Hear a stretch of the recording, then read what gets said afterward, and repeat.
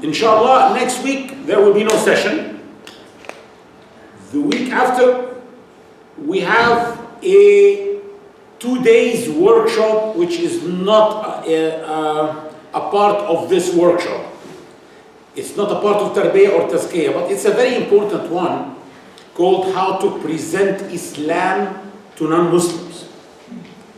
Even if you're not a lecturer, every Muslim should learn how to present Islam.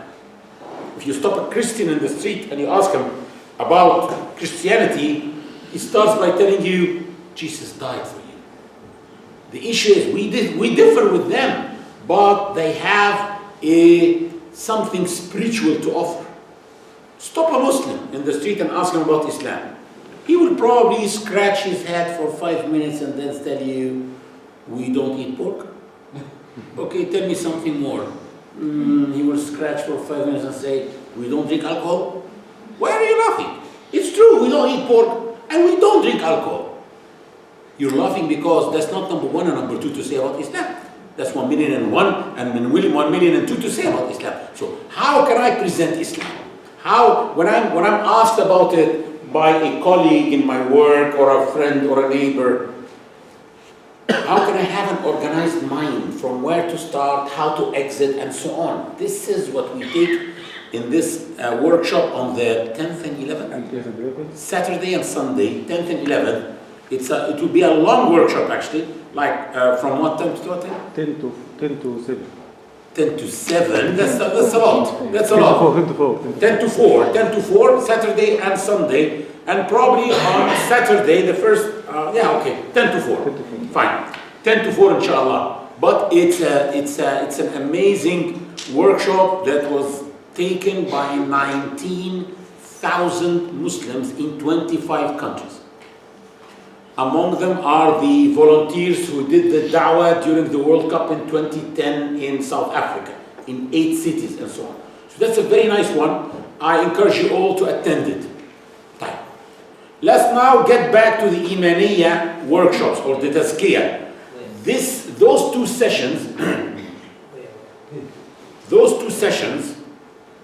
and also if you are a part of a Visit My Mosque program that happens every year, you must attend this workshop about how to present Islam. Because in it you learn how to present Islam even in a mosque tour. After we finish at the last day, I will take you in a mosque tour inside and show you what you learned for 2 days. How can you implement it in a tour in the mosque? How can you speak about Tawheed? For example, when you speak about the history of the mosque, from where we bought the carpets, from where we bought the whatever, so like that. So how can you do that together in a sandwich technique? This is what we learn, inshallah. Now let's get back to the Tazkiyah workshop, which is a 4 months or 16-week workshop. We took already 2 weeks. If you remember, I told you, we are learning how to do Tadabor of the Quran because Tadabor of the Quran is a main component of the homework, the daily homework of the next workshop, which is the Tarbiyah Imaniyya workshop, which means the purification of the heart workshop. It's an 8-week workshop, which will start the week after, inshallah. The 10th and the 11th, I'm not going to give this workshop, we give it the week after, inshallah, it will be the 17th. Okay. It's an 8-week workshop that can change your life, will benefit you so much if you do the homework. So you do a daily homework and you send me an email every day in a second. You just write in the subject of the email your code, because we will forget names. After you register with your name, you will be receiving a code.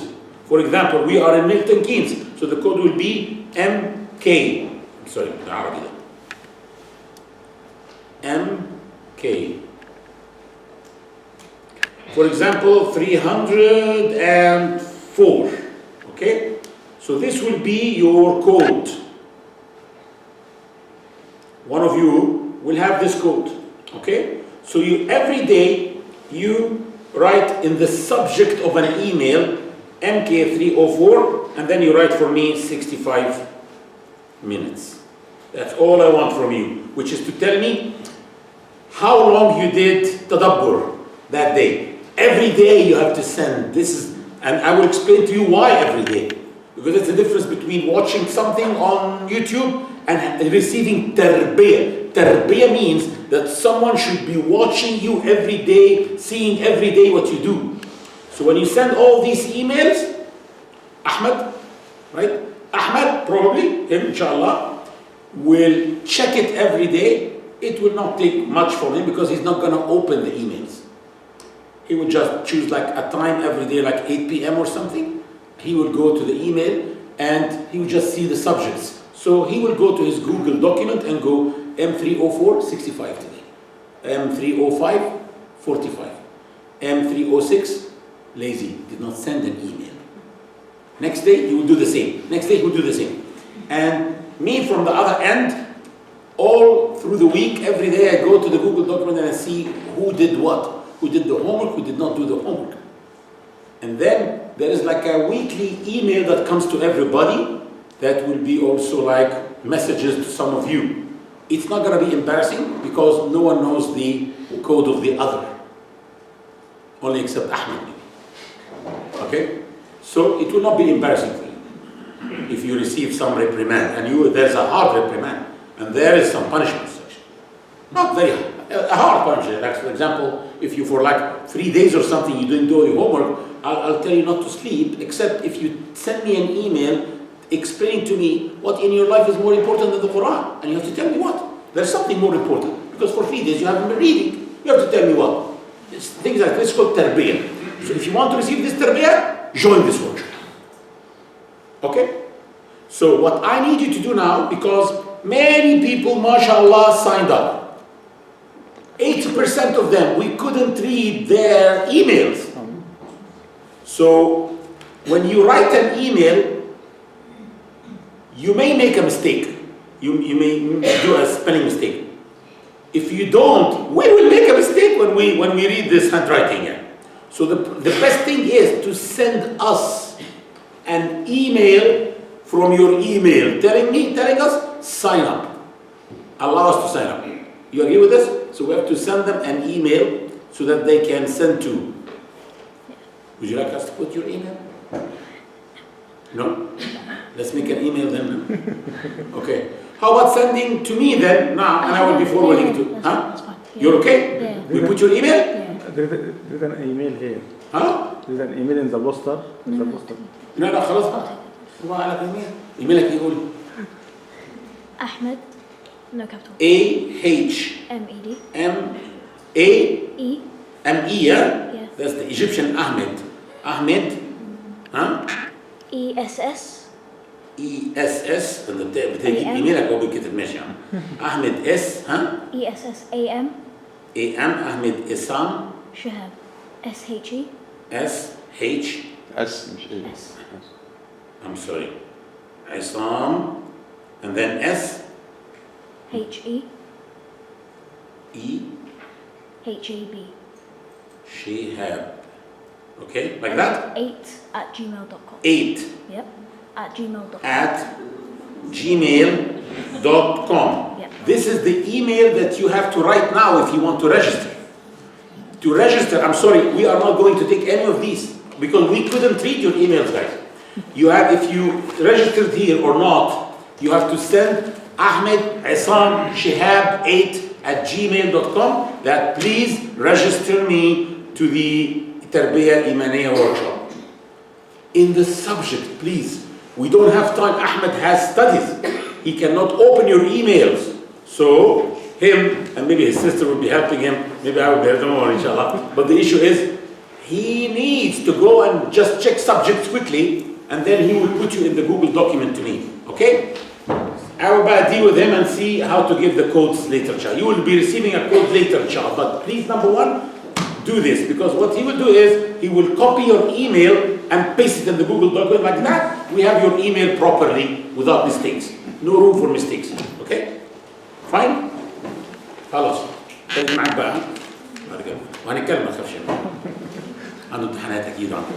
يلا. Did you write this email already? Because I need to remove it. I will spell it. Ahmed Essam Shihab, 8. Ahmed, A-H-M-E-D, Essam, E-S-S-A-M, Shihab, S-H-E-H-A-B, 8 at gmail.com. Okay?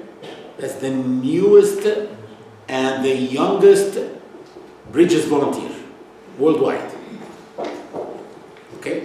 This has been given in 25 countries, just to let you know. So now you're like a part of this. Khalas? Done? Inshallah. Let's now go back to our workshop.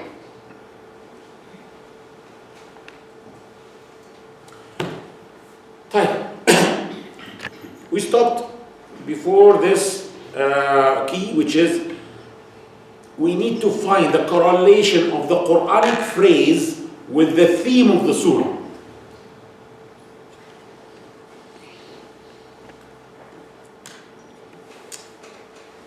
For example, I was reading in Surah An-Nur, actually I told you that 3 years ago we were contemplating Surah An-Nur in East London Mosque. And we came across this ayah, number 45, and we really found it like shocking for us. The ayah says, وَاللَّهُ خَلَقَ كُلَّ دَابَّةٍ مِّن مَاءٍ. And Allah created every treading creature from water.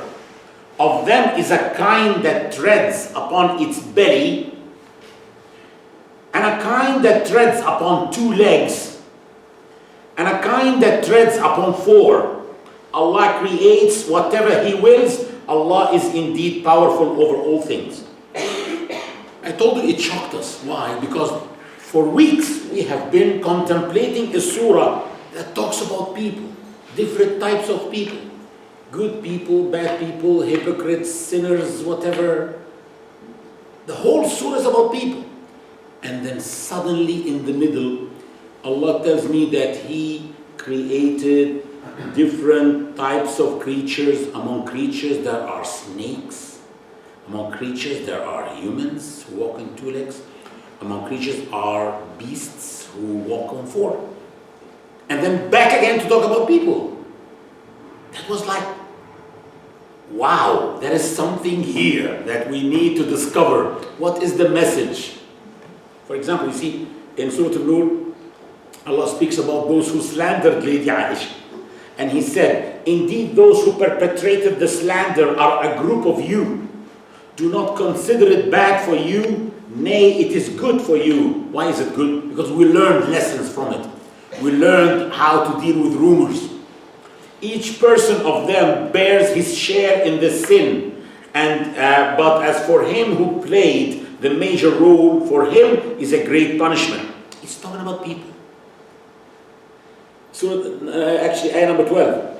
If only when you heard about it, the believing men and the believing women had thought well of themselves and said, this is an evident slander. I actually expected to say that the ayah will say, ظَنُّوا بِبَعْضِهِمْ بَعْضًا خَيْرًا. They thought well about each other. No, it said of themselves. Imagine this, when you hear a rumor about someone else, Allah tells you, think well about yourself, not about him. Why? Because we are brothers and sisters. What can be said about him can be said about you. It is like Allah is telling you, you are one body. It is like Allah is telling you, have empathy about others, like what you hate for yourself, hate for others. It's also, again, speaking about humans. And Allah, for example, in ayah number 23, those who slander honorable, unwary, believing women are indeed cursed in the worldly, lowly life and in the hereafter. And for them there is a great punishment. Or in the dunya they are cursed and they have a punishment at the... Again, talking about people who slander honorable women. 26. Wicked al-khabithatu lil-khabithina wal-khabithuna lil-khabithat. Among the tafsirs of this is that wicked women are for wicked men, and wicked men are for wicked women, and good women are for good men, and good men are for good women. There's another tafsir that the wicked here and the good are the words, which is wicked words are for wicked men, and wicked men are and wicked men are for wicked words. and good words are for good men, and so on. So the issue is also talking about people. And then suddenly, an ayah that tells me about snakes, beasts, and humans. And then back again talking about people. This really stopped me. Actually, the three types of people that the ayah, the surah was talking about are who? Hypocrites, and believers, and some sinners, believers who are sinning also. So, maybe this ayah is not about animals. It's also about people, types of people. There are people who are snakes, and there are people who are beasts, and there are people who are humane and human. And back again, people again. You see here, so there's a message. There's a message behind everything. These are things that you can also only feel and sense with your heart. What if this contemplation is wrong? No harm. Why? Because there's no do's and don'ts based on it. There is no do's and don'ts. There is no halal and haram that you are deducing from it. Understand? Exercise. For example, look at this. Surah Al-Adiyat. وَالْعَادِيَاتِ ضَبَحًا, by the horses that run panting, igniting sparks, raiding at dawn, raising clouds of dust, storming into the midst of the enemy gathering. Indeed, man is ungrateful to his Lord, and indeed he bears witness to that. And in his love for wealth, he is certainly fierce. Does he not know when the contents of the graves are scattered around and the contents of the hearts are obtained, that their Lord on that day is indeed all aware of them? We have to divide the surah into topics. The first one is Allah is swearing by the horses. So the first ayah, by the horses that run panting. The second one, same also, igniting sparks. Raiding at dawn, raising clouds of dust, storming into the midst of the enemy gathering. Until here, that's the intro, which is about horses. Allah is swearing by horses. And then, indeed, man is ungrateful to his Lord. This is emphasized actually with indeed. Inna is an emphasis.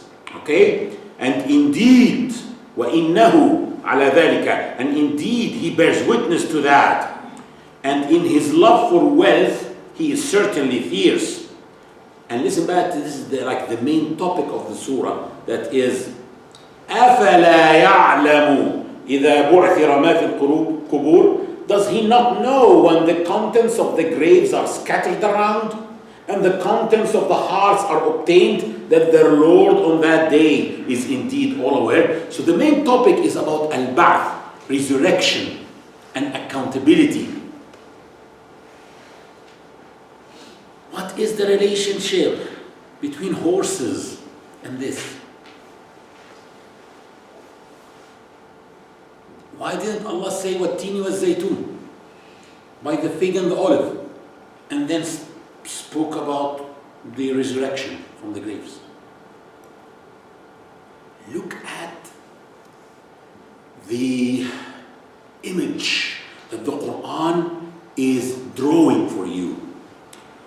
By those horses that run panting. So now you are seeing horses that are running. You have to imagine igniting sparks, raiding at dawn, raising clouds of dust, storming into the midst of the enemy gathering. If you imagine this, you start feeling the smell of the dust. At this moment, when you are in the middle of this dust, Allah speaks about the scattering of the graves. What do you think when the graves are scattered and people are resurrected? That what will happen? Dust. So what Allah subhanahu wa ta'ala swore by is very suitable for the topic of the surah.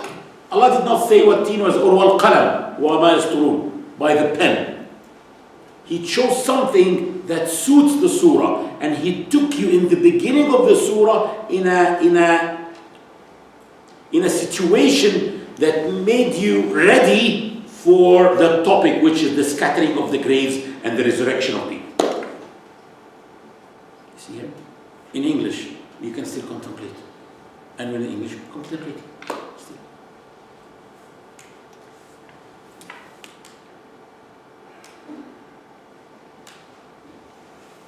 Now,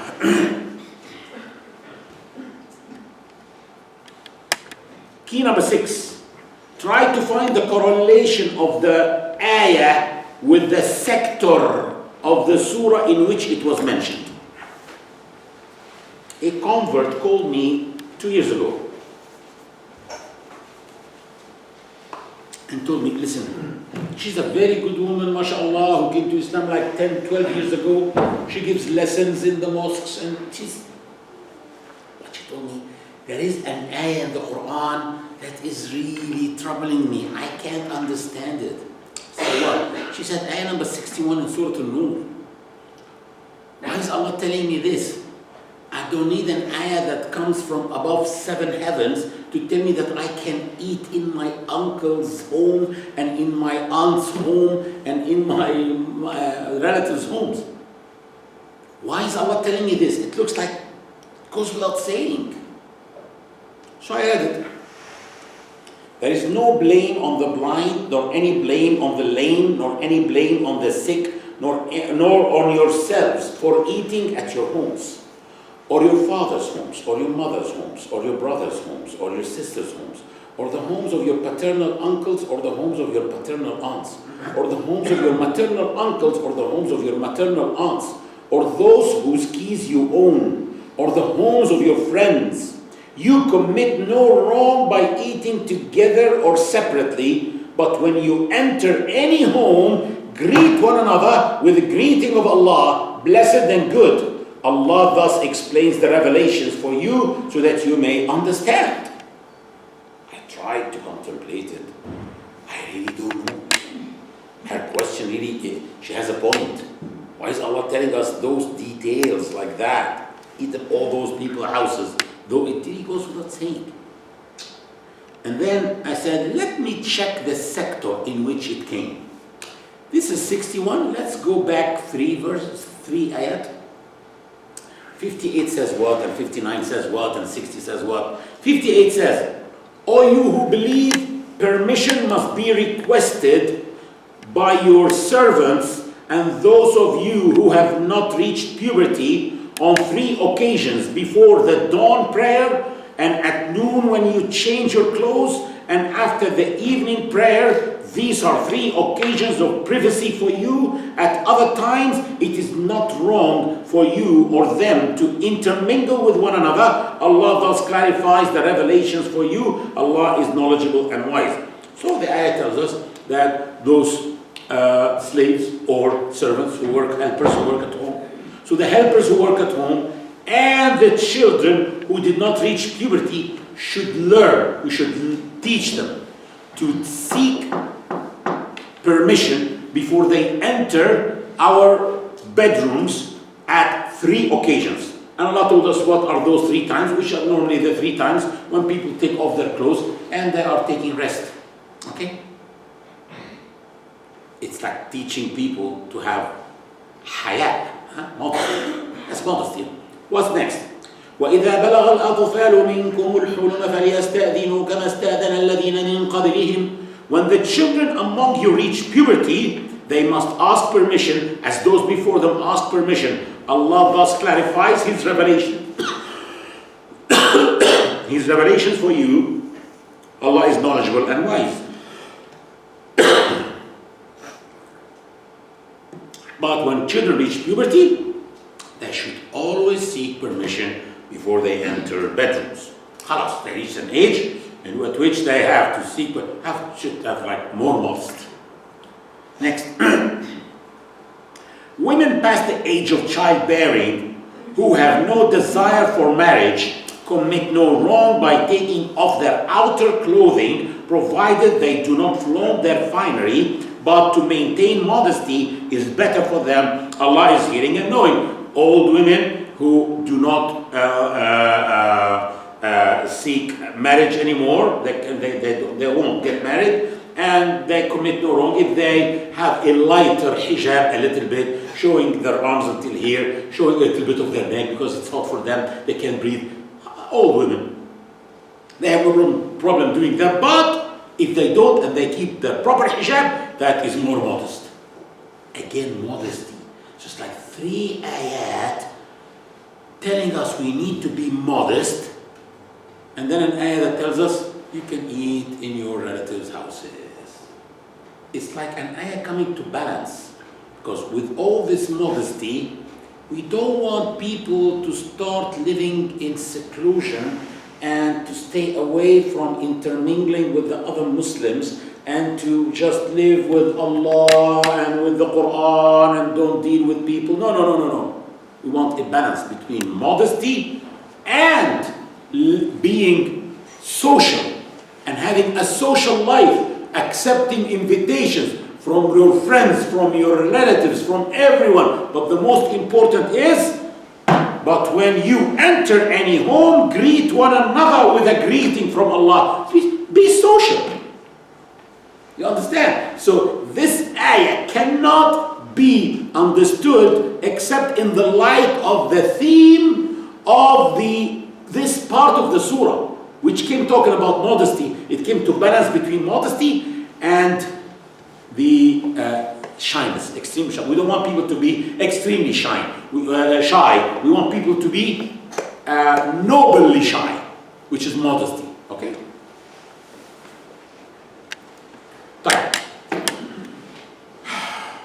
To have a Quranic picture about anything, you need to collect all what was mentioned about it in the Quran.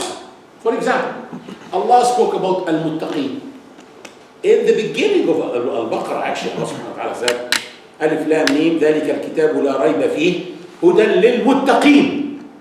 So the first 4 or 5 ayat talking about al-muttaqeen, and then 2 talking about al-kafirin, and then 13 talking about al-munafiqeen. I was expecting Allah to talk about, as he talked about al-munafiqeen and al-kafirin, he would talk about al-mu'mineen. But no, he didn't talk about the mu'mineen. He talked about al-muttaqeen, the elite of the mu'mineen. The elite of the mu'mineen are called muttaqeen, those who have taqwa. Okay, I want to understand what taqwa is. How can I understand this?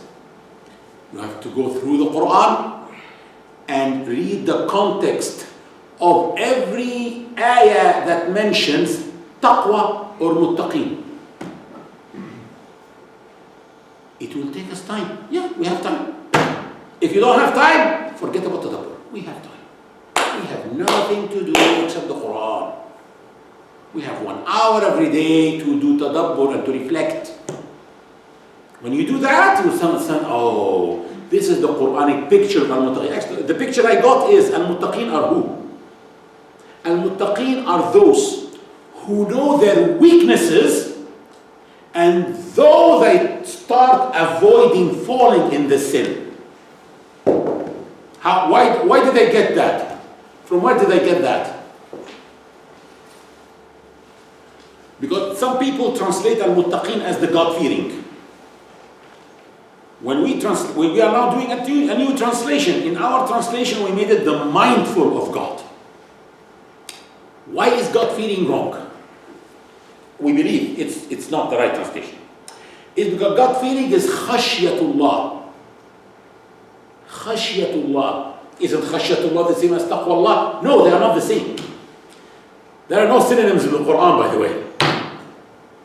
No synonyms.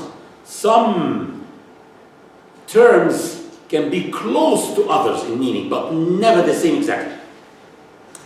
When Allah subhanahu wa ta'ala said in Surah, I think Al-Talaq, وَمَنْ يَخْشَى اللَّهَ وَيَتَّقِهِ فَأُولَٰئِكَ هُمُ الْفَائِزُونَ. Those who have khashya from Allah, the God-fearing of Allah, those who have God-fearing, and those who have taqwa are the triumphants. When Allah says those and those, it means that those are not those. I can't say Ahmed and Ahmed. I have to say Ahmed and Amr. So Ahmed is not Amr. So when there is and, then what came before is not what came after it. So khashya is different from taqwa. Why would anyone fear Allah? He fears Allah, it means that he fears the anger of Allah. He fears the punishment of Allah. Why would Allah get angry? For sins. Sins that were committed or were not committed. That were committed. So God-fearing deals with past sins that were committed. Taqwa is what? Is to guard yourself against falling in sins. So it deals with future sins that were not committed yet. Khashya deals with past sins. Taqwa deals with future sins. How can you avoid future sins? By knowing your weakness, and you keep being careful all the time not to fall in future sins. This is the issue. How I got this Quranic picture? By collecting everything that spoke about taqwa, everything that spoke about khashya, and looking into these meanings and so on. So the issue is, to get a Quranic picture, you need to do some research and collect everything that was, for example, the word al-dhikr. I've been doing Tadabor for the word al-dhikr for more than 4 years now, and I didn't finish. Some people may think, but that's bothering. If you don't find the result, you're bothered. No, I may not find it ever, by the way. The honor and what's rewardable is not the knowledge. It is seeking the knowledge. The worship is to seek knowledge. All the praise is about knowledge seekers, not about knowledgeable people. Allah is praising, and the Prophet ﷺ is praising always the knowledge seekers. The Prophet ﷺ says that there is like angels spreading their wings for knowledge seekers. Like honor, they honor gods for honor seekers, but they didn't say for knowledgeable people. Actually, the knowledgeable people were warned that the first one who will be thrown in fire is someone knowledgeable, because he was showing off, not a knowledge seeker. So you need to always keep seeking knowledge, whether you get the knowledge or not, whether you get because at the end, whatever knowledge you get is very little. Very little at the end. Okay? For example, I'll show you some of the results, amazing results. About a year ago or a year and a half ago, I was told by East London Mosque to give a series on the names of Allah. I said, fine. I went and I bought some books and I said, Dr. Nabulsi makes good lessons. I'll just watch what he says and I will translate it. And then I wasn't really satisfied, because I found that what is really about the name itself is not much. In the books of Qurtubi, and it's not much. So I told myself, okay, why don't I go to Allah Himself to teach me? So, for example, I'm going to teach the name, the One, Al-Wahid. I said, let me check it in the Quran. Let me check it in the Sunnah. Look what we found. We found that it came in the Quran 6 times.